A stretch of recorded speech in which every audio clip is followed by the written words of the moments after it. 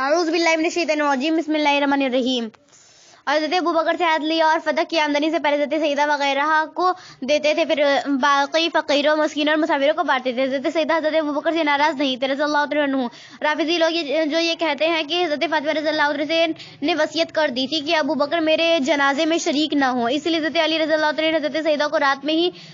ہی میں دفن کر دیا، جس سے معلوم ہوا کہ سیدہ ان سے ناراض نہیں ہوئی تھی اور ان لوگوں کو ان کے مابین صلاح صفائی نہیں ہوئی تھی۔ تو اس کا جواب یہ ہے کہ اہل سنت کا معتبر کتابوں سے یہ ہرگز ثابت نہیں کہ حضرت فاطمہ زہرا نے یہ وصیت کی تھی کہ حضرت ابوبکر میرے جنازے میں شریک نہ ہو۔ یہ رافضیوں کا افتراء و بہتان ہے، اس لیے کہ وہ ایسی وصیت کیسے کر سکتی تھی جبکہ نماز جنازہ پڑھانے کا حق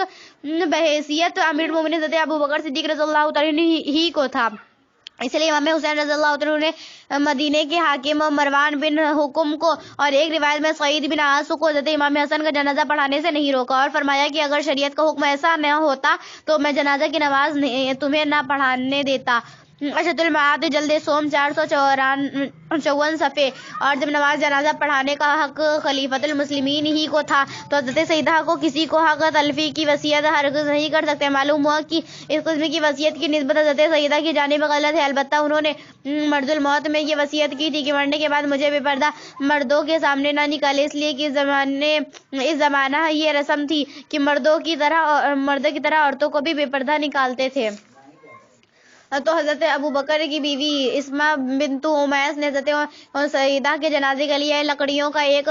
گوارا بنایا، جس کو دیکھ کر وہ بہت خوش ہوئی، لہٰذا ان کی وصیت انتہائی شرم و حیا کے سبب سے تھی اور حضرت ابوبکر رضی اللہ عنہ کے لیے خاص نہ تھی بلکہ عام تھی۔ حضرت علی رضی اللہ عنہ نے حضرت سیدہ کو رات ہی میں دفن کر دیا اور سیدہ کے جنازے میں حضرت ابوبکر صدیق کا شریک نہ ہونا بخاری اور صحیح کی کسی روایت سے ثابت نہیں، بلکہ بعض روایتوں میں آیا ہے کہ ان کی نماز جنازہ حضرت ابوبکر صدیق نے پڑھائی، جیسے کہ طبقات ابن سعد میں امام شافعی اور امام نخعی سے دو روایتیں مروی ہیں۔ الشعبی قال صلی علیہ ابو بکر رضی اللہ عنہ، ان ابراہیم قال صلی ابو بکر ابن صدیق اللہ فاطمہ بنت رسول اللہ صلی اللہ علیہ وسلم واکبر علیہ، اور بیان حضرت امام شعبی اور ابراہیم نافی نے فرمایا کہ حضور کی صاحبزادی حضرت فاطمہ کی نماز جنازہ حضرت ابو بکر نے پڑھائی اور نماز جنازہ میں 4 تکبیریں کہیں، اور اگر جنازے میں شریک نہ ہونا مان بھی لیا جائے تو اس کی وجہ یہ ہو سکتی ہے کہ حضرت علی نے حضور ابوبکر کو بلانے کے لیے کسی کو نہ بھیجا ہو، تو حضرت ابوبکر نے سمجھا ہو کہ اس میں کوئی مصلحت ہے، اس لیے شریک نہ ہوئے ہوں۔ حضرت علامہ ابن حجر عسقلانی فرماتے ہیں کہ یہ بھی ہو سکتا ہے کہ حضرت ابوبکر انتظار میں رہے ہو کہ ان کو بلایا جائے گا اور حضرت علی نے یہ خیال کیا ہو کہ وہ خود آئیں گے اور رات کا وقت تھا، اس لیے ان کو شرکت کے بغیر تجہیز و تقفین کر دی گئی۔ قضاء ذکر سمحودی فی تاریخ المدینہ، ارشد المعاد جلد سوم 454 صفحے۔ اور اگر رافضی کسی بات کو نہ مانے اور جنازے میں شرکت نہ کرنے کی وجہ حضرت سیدہ کی وصیت ہی کو ٹھہرائے تو پھر ان کے پاس اس کا کیا جواب ہوگا کہ سیدہ کی نماز جنازہ صرف 7 آدمیوں نے پڑھی، جیسے کہ رافضیوں کے معتبر کتاب جلال العیون میں کلینی سے روایت ہے کہ امیر المومنین صلی اللہ تعالیٰ علیہ روایت کردہ است کی حفت کس پر جنازہ فاطمہ نماز کے دندہ ابو ذر و عمر و حذیفہ و عبداللہ بن مسعود مقداد و من و امام عائشہ بودم امیر المومنین حضرت علی سے روایت ہے کہ آپ نے فرمایا کہ صرف 7 آدمیوں نے فاطمہ کی نماز جنازہ پڑھی، ابو ذر، سلمان، عمار، حذیفہ، عبداللہ بن مسعود،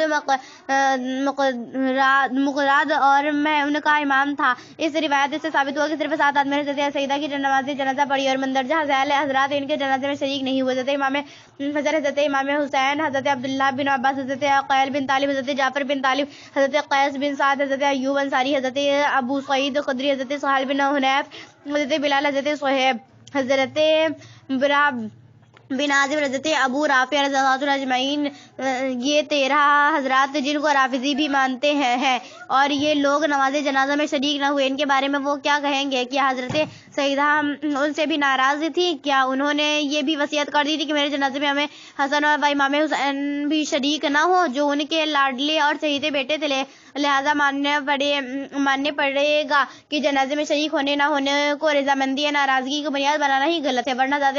حضرت حسین کے بارے میں بھی کہنا پڑے گا کہ ان حضرات سے سیدہ ناراض تھی اور جنازے میں شریک نہ ہونے کے لیے وصیت کر گئی تھی، تو ثابت ہوا کہ اگر حضرت ابوبکر صدیق نے حضرت سیدہ کی جنازہ کی نماز نہیں پڑھی تو اس کو آپ نے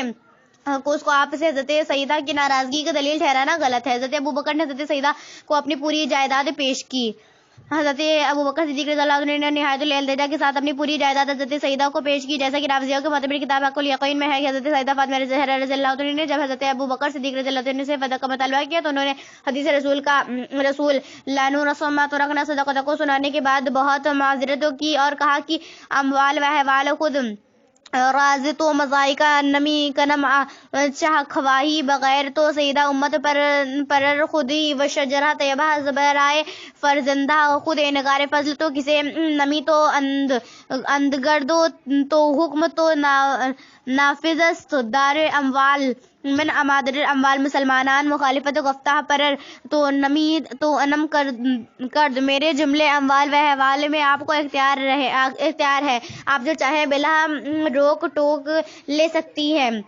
آپ حضور صلی اللہ علیہ وسلم کی امت کی سردار ہیں اور آپ کے فرزندوں کے لیے شجرہ مبارکہ میں آپ کی فضیلت کا کوئی انکار نہیں کر سکتا اور آپ کے حکم میرے تمام مالوں میں نافذ ہے، لیکن مسلمانوں کے مالوں سے میں آپ کے والد ماجد سیدہ عالم صلی اللہ علیہ وسلم کے فرمان کی مخالفت میں نہیں کر سکتا۔ حق الیقین ملا مجلسی 231 صفحہ۔ رافضیوں کی اس مذہبی کتاب سے خوب واضح ہو گیا کہ حضرت سیدہ حضرت ابوبکر کے نزدیک بہت محترم تھی، وہ حضرت سیدہ کی بہت عزت کرتے تھے، ہرگز ان کے دل میں حضرت سیدہ کی طرف سے کوئی بغض و عناد نہ تھا، صرف حضرت حدیث رسول کے سبب فدق ان کے حوالے نہ کیا۔ خلاصہ یہ ہے کہ اس سلسلے میں حضرت ابوبکر رضی اللہ عنہ کا دامن ہر طرح کے الزام سے پاک ہے اور ان پر باغ فتح کے غضب اور حضرت سیدہ کی دشمنی کا الزام لگانا سراسر غلط ہے۔ اس مفصل جواب کا مقصد بحث و مناظر نہیں ہے بلکہ اپنے مسئلے کی وضاحت اور حضرت ابوبکر صدیق رضی اللہ عنہ جیسے واجب الاحترام ہستی پر جو طعن کیا جاتا ہے اسے مدافعات مقصود ہے۔ خدا تعالیٰ سب کو ہٹ دھرمی سے بچائے اور حق بات قبول کرنے کی سب کو توفیق رفیق بخشے، آمین برحمتک یا ارحم الراحمین۔ صلی اللہ علیہ وسلم سیدنا محمد وعلی آلہ وصحبہ اجمعین۔